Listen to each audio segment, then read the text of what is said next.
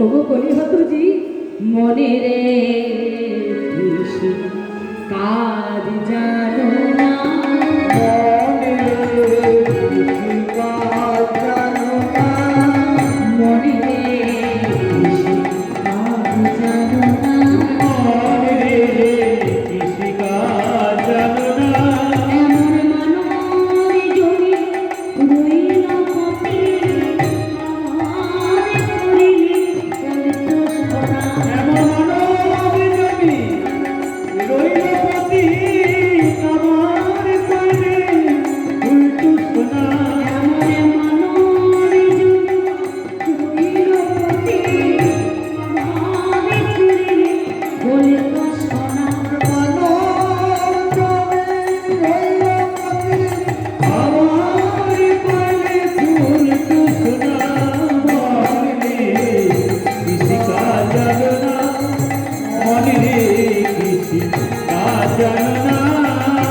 সত্যি ভক্তগণ, আমাদের এই দেহ জমি পড়ে আছে, কিন্তু বাবা এই দেহ জমিতে আমরা রোপণ করতে জানি না। কৃষ্ণ প্রেমের অঙ্কুর বীজটাকে কেমন করে রোপণ করতে হয় আমরা তাও জানি না। তাই সাধক রামপ্রসাদ আমাদের মতো জীবের উদ্দেশ্যে বললেন, ওগো কলিহতজি কালীর নামের দিনুরে বেড়া ফসলে কচরু হবে না, কালীর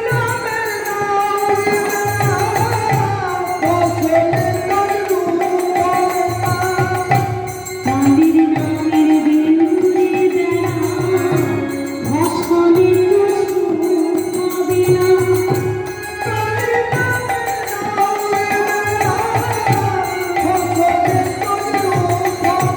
সেদিন মুক্তকে সে শক্ত বেড়া তার কাছেতে জমেছে না। মুক্তকে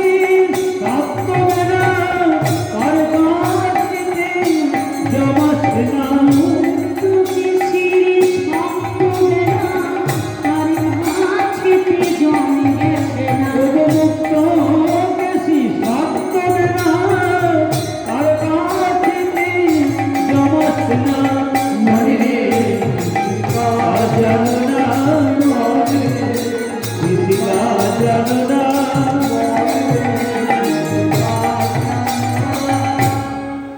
সত্যি ভক্তমণ্ডলী, বীজের মধ্যে বৃক্ষ আছে, চোখে না যায় দেখা।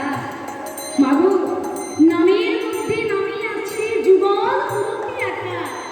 আচ্ছা বাবা, বীজের মধ্যে বৃক্ষ আছে, চোখে না যায় দেখা। ও মা, একটা শুকনো বীজ, সেই বীজটার মধ্যে হচ্ছে একটা বৃক্ষ লুকিয়ে আছে। তাহলে সেই বৃক্ষটা দেখতে হলে কি করতে হবে? ও মা, বৃক্ষটা দেখতে হলে আমরা যদি শুকনো বীজটাকে এইভাবে ভেঙে দিই তাহলে তো বৃক্ষটা দেখা যাবে না। দেখতে হলে কি করতে হবে? না একটা ভালো করে মাটি তৈরি করতে হবে। মাটি তৈরি করে সেই বীজটাকে রোপণ করতে হবে, সময় মতো সিঞ্চন করতে হবে। তারপর কিছুদিন পর দেখবে অঙ্কুর জন্মেছে, তার কিছুদিন পর যুগল পড়ল, তারপর ধীরে ধীরে একটা বিরাট বৃক্ষে পরিণত হবে। তাই বললি তোমরা গুরুদেবের কাছে দীক্ষা নাও, গুরুদেব তোমাদের কর্ণমূলে যে বীজ মন্ত্রটা দান করবে এই বীজ মন্ত্রটা হৃদয় ভূমিতে রোপণ করতে হবে। সময় মতো সিঞ্চন করতে হবে। কে দিয়ে? না কৃষ্ণ প্রাণ কৃষ্ণ বলে কেঁদে কেঁদে নয়নে জল দিয়ে সিঞ্চন করতে হবে। হে গোবিন্দ, তোমাকে ছাড়া যে আমরা আর কিছু জানি না প্রভু, তুমি একটিবার কৃপা করো প্রভু। কৃষ্ণ কৃষ্ণ বলে কেঁদে কেঁদে নয়নের জল দিয়ে সেই বীজটাকে সঞ্চয় করতে হবে, সিঞ্চন করতে হবে। তবেই দেখবেন বাবা আমাদের অন্তরের মধ্যে কৃষ্ণ প্রেমের অঙ্কুর জন্মাবে। তাই বললেন, ওগো কলিহতজি তোমরা সকলে একটিবার কৃষ্ণ কৃষ্ণ বলে কাঁদো, তোমরা সকলে একটিবার কৃষ্ণ কৃষ্ণ বলে কাঁদো। কারণ কৃষ্ণ কৃষ্ণ বলে না কাঁদলে যে কৃষ্ণকে পাওয়া যায় না, ভগবান বললেন, দেখুন বাবা, ওমা, আমরা ভগবানের কাছে গিয়ে বলছি, হে গোবিন্দ, তুমি আমাদেরকে কৃপা করো। কৃপা, কৃপা শব্দের অর্থ কি বাবা? করে পাওয়া, করে পাওয়া।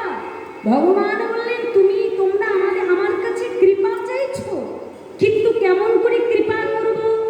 আমার জন্য কিছু করো, তবে তো কৃপা দেব। করে পাওয়া, কি করতে বলছি? ভগবান বললেন, তোমাদের কাছে আমরা ভালো মন্দ কিছু চাই না, যে তোমরা আমাকে সোনার তালায়, রূপোর তালায় সব মিষ্টান্ন সাজিয়ে আমাকে দাও। তোমরা যদি আমাকে ডাকার মতো করে একটিবার ডাকতে পারো, আমি যে কিছু চাই না, তোমরা শুধু একটিবার, তোমাদের কাছে যদি কিছুই নেই, তোমরা ফুল দিয়ে আমাকে ডাকো। যদি ফুলও নেই, তাহলে একটা তুলসী পাতা দিয়ে আমাকে ডাকো। নয়নে জল ছাড়া গোবিন্দ আমার কিছুই চাই না। ভগবান আমার ভক্তির নয়নের বাড়ি সহ্য করতে পারি না বাবা, কারণ ভগবান বললেন, আমার হতে আমার ভক্ত বড়। যদি কোনো ভক্ত একটিবার হ্যাঁ কৃষ্ণ প্রাণ কৃষ্ণ বলে কেঁদে কেঁদে একটিবার নয়নের বাড়ি ফেলাতে পারে, আমি সেই ভক্তের কাছে গিয়ে না গিয়ে যে থাকতে পারি না। আমি যে ভক্ত বড় ভালোবাসি, ভক্ত যে আমার কাছে সব, ভক্ত আমার মাতা পিতা, ভক্ত আমার গুরু, তাই তো ভক্ত জনে নাম রেখেছি বাঞ্ছা কল্পতরু। তাই ভগবান বললেন, আমি যে ভক্তির কান্না সহ্য করতে পারি না। দেখুন ভক্তমণ্ডল, ভগবানকে পেতে হলে কেমন করে ডাকার মতো করে ডাকতে হবে না। দেখুন বাবা, দেখবেন বাবা, আগেকার দিনে কি হতো, এখনো কিছু কিছু জায়গায় হয় বাবা। ওমা, আগেকার দিনে কি হতো, কোনো দেবতা মন্দিরে, শিব মন্দিরে, দুর্গা মন্দিরে কি হতো, ভাগবত পাঠ হতো। অনেক লোকজন ভাগবত পাঠ শ্রবণ করতে আসতেন, পাঠক ভাগবত পাঠ করতেন। তাই মাগো, আজকে যেমন পুরী ধামের রথযাত্রা, তেমনি সেই ভাগবত পাঠক পাঠ করছে। আর পাঠ করতে করতে বলছে কি, যদি কোনো ভক্ত রথের সময় পুরী ধামে গিয়ে যদি ভগবানকে সে রথে চাপা আরূঢ় অবস্থায় যদি কেউ দেখতে পায়, সত্যই তার জীবনটা ধন্য হয়ে যায়। হরি বল, হরি বল। ওমা, সত্যই ভক্তমণ্ডলী, এই আজকে রথের দিনে পুরী ধামে যদি কেউ একটিবার যেতে পারে, আর সেই পুরী ধামে গিয়ে জগন্নাথ বলরাম সুভদ্রাকে রথে চেপে যদি কেউ একবার দর্শন করতে পারে, তার কিন্তু জীবন ধন্য হয়ে যায়। কারণ ভগবান জগন্নাথ দেখছেন কি, সবাই তো আমাকে দেখতে আসছে পুরী ধামে, তাই না মা? কেউ টুরিস্ট বাসে যাচ্ছে, ট্রেনে যাচ্ছে, সেখানে সবাই আমাকে দর্শন করতে আসছে। তাই ভগবান বছরে একদিন কি করে সেই পুরী ধাম থেকে জগন্নাথ বলরাম সুভদ্রা ভক্তদের কাছে আসে। ভক্তের কাছে এসে সেই তিনি রথে করে মাসির বাড়িতে যান। আর সেই অবস্থায় যদি কেউ ভগবানকে দর্শন করতে পারে, তার জীবন ধন্য হয়ে যায়। এই কথা বলছি সেই ভাগবত পাঠক। এমন সময় গ্রামের লোকজন সকলে ঠিক করেছে, এই বছর পুরী ধামে আমরা জগন্নাথ প্রভুকে দর্শন করতে যাব।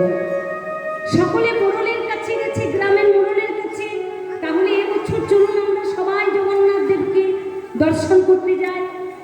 আর ঠিক সেই সময় একজন গর্ভবতী মহিলা সেই মোড়লের কাছে এসে বললেন, আপনি যদি আমাকে পুরী ধামে নিয়ে যান, আমি জগন্নাথ প্রভুকে দর্শন করে একবার ধন্য হতে চাই, আমি জগন্নাথ প্রভুকে একবার দর্শন করতে চাই। তখন সেই গ্রামের মোড়ল বলছে, মা, আমি তোমাকে কেমন করে পুরী ধামে নিয়ে যাব মা? তোমার যে গর্ভে সন্তান আছে, সেই সন্তানের যদি কোনো ক্ষতি হয়, না না মা, আমি তোমাকে পুরী ধামে নিয়ে যেতে পারবো না। তখন সেই মহিলাটি বললেন, আপনি আমাকে কৃপা করে একবার নিয়ে চলুন।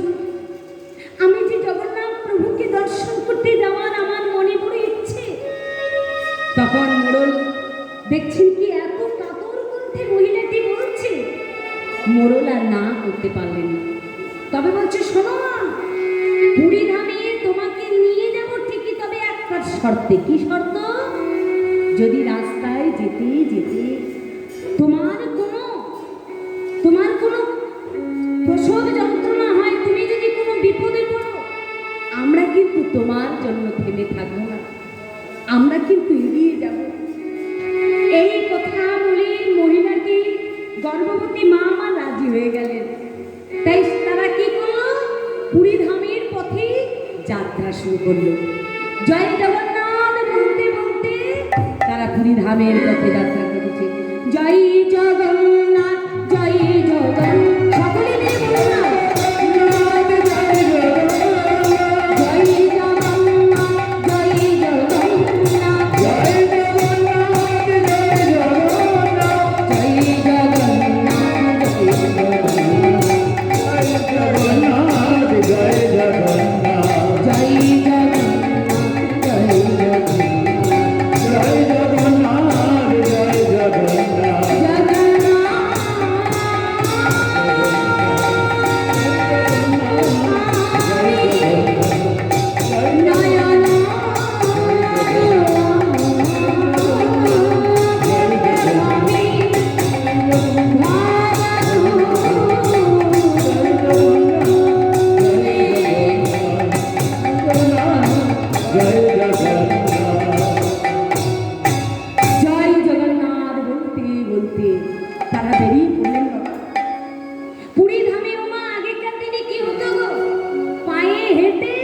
পুরী ধামে পৌঁছতে হতো। 1 মাস 2 মাসের পথ থাকতো, তবেই কিন্তু জগন্নাথকে দর্শন করতে পেত। তাই বাবা, তারা কি করেছে? 1 মাসের পথ পেরিয়ে গেছে, 1 মাসের পথ পেরিয়ে গেছে, আর 3 দিনের পথ বাকি আছে। মা, ঠিক সেই সময় মায়ের আমার প্রসব যন্ত্রণা উঠল। যেই না মায়ের প্রসব যন্ত্রণা উঠেছে, মা আমার প্রসব যন্ত্রণা সহ্য করতে পারছে না, কাঁদছে, ধুলায় গড়াগড়ি দিয়ে কাঁদছে। আর কাঁদতে কাঁদতে প্রভুকে বলে, প্রভু, আর বুঝি আমার তোমার দর্শন হলো না প্রভু। তাই মা আমার সেই গর্ভের সন্তানকে বলছে, ওরে সন্তান, তুই আর 2 দিন অপেক্ষা করতে পারলি না? তুই যদি 2 দিন অপেক্ষা করতে পারতিস, তাহলে যে আমি জগন্নাথ প্রভুকে দর্শন করতে পারতাম। গ্রামের লোকজন কি করলেন? দেখছেন মা আমার প্রসব যন্ত্রণায় ছটফট করছে, কিন্তু না, সেই যে শর্ত দিয়ে এসেছে, আমরা তোমার কোনো কিছু হলে আমরা থেমে থাকবো না, আমরা হেঁটেই যাব। তাই গ্রামের লোকজন সকলে পুরী ধামে চলে গেল। আর মা আমার প্রসব যন্ত্রণা, রাস্তার এক পাশে দাঁড়িয়ে মা আমার ছটফট করছে, কাঁদতে কাঁদতে বলছে, ওরে শিশুরে, তুই আর 2 দিন অপেক্ষা করতে পারলি না বাবা? তুই আর 2 দিন অপেক্ষা করতে পারলি না? আমার যে আর জগন্নাথ প্রভুর দর্শন হলো না। হে প্রভু, আমি বড় আশা নিয়ে এসেছিলাম তোমাকে একটিবার দর্শন করব, কিন্তু প্রভু আমার বুঝি আর তোমায় দর্শন হলো না। মা আমার ধোলায় গড়াগড়ি দিয়ে কাঁদছে। আর এদিকে সেই পুরী ধামে জগন্নাথ, বলরাম, সুভদ্রা 3টি রথ বেরিয়েছে, রাস্তায় চলেছে। মাসির বাড়ি যাবেন, 3টি রথ সাজানো হয়েছে। মা আগে চলেছি বলরাম, মধ্যখানে সুভদ্রা, তারপরে জগন্নাথ। হরি বল, হরি বল। জগন্নাথ, বলরাম, সুভদ্রা চলেছে, বলরামী রথ চলেছে। ভক্তরা সকলে সেই রথের কাছে ধরে টান দিচ্ছে, আর রথ গড়গড় করে চলেছে।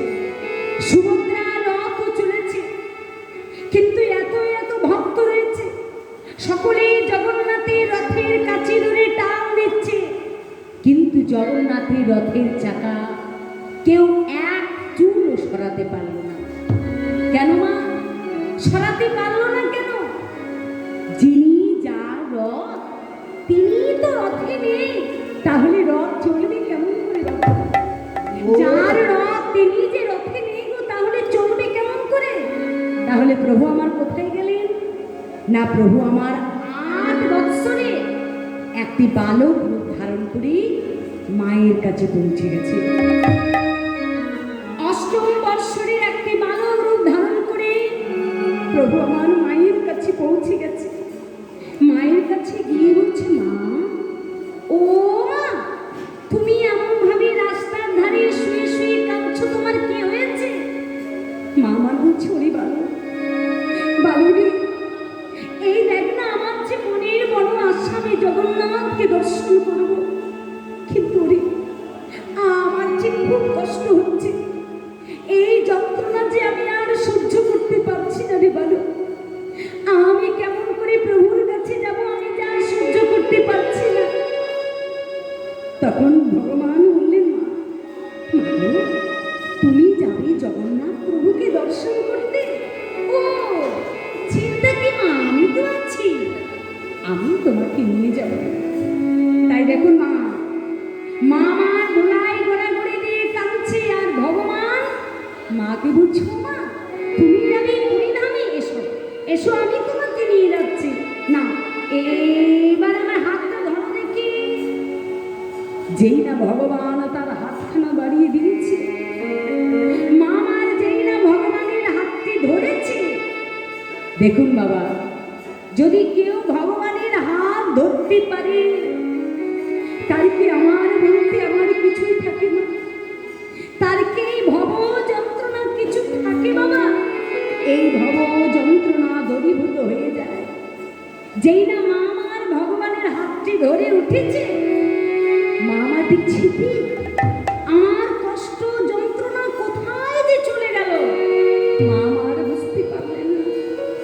তাই সেই বালকের সঙ্গে পথ চলছে, ভগবানের সাথে পথ চলতে চলতে যেই না কিছু দূর গেছে, গিয়ে সেই ভগবান বললেন, ও মা, মাগো, ওই দেখো, তুমি একটিবার চেয়ে দেখো, ভগবানের ওই রথের চূড়া দেখা যাচ্ছে।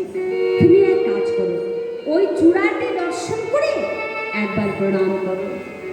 দেখুন বাবা, যেই না মা আমার সে ভগবানের হাতটি ছেড়ে দিয়ে ওই রথের চূড়া দর্শন করে মা আমার প্রণাম করেছে।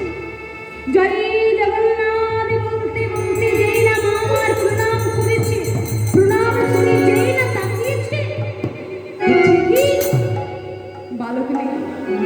ওই বালকটি আর নেই। মা আমার চিৎকার করে উঠল, বালক, ওই বালক, তুমি কোথায় গেলে? একবার এসো। মা আমার বালকটিকে দেখতে পেলেন না।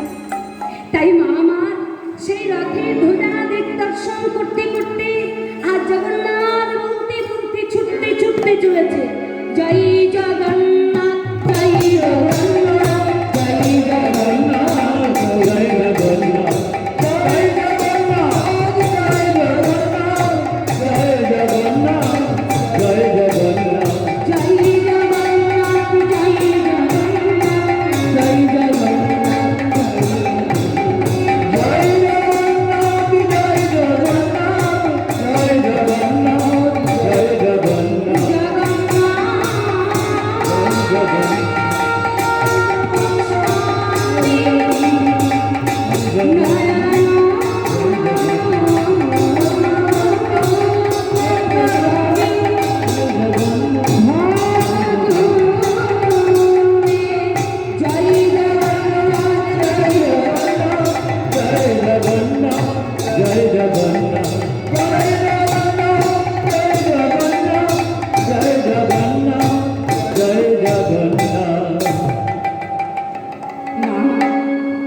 জয় জগন্নাথ, জয় জগন্নাথ বলতে বলতে মাগো যেই না পুরী ধামে এসে পৌঁছেছে, দেখছি কি জগন্নাথ, বলরাম, সুভদ্রা 3টি রথ বেরিয়েছে।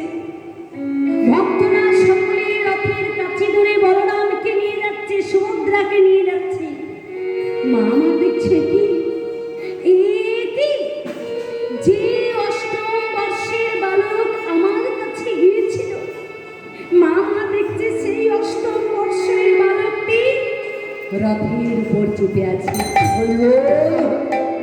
যেই না মা আমার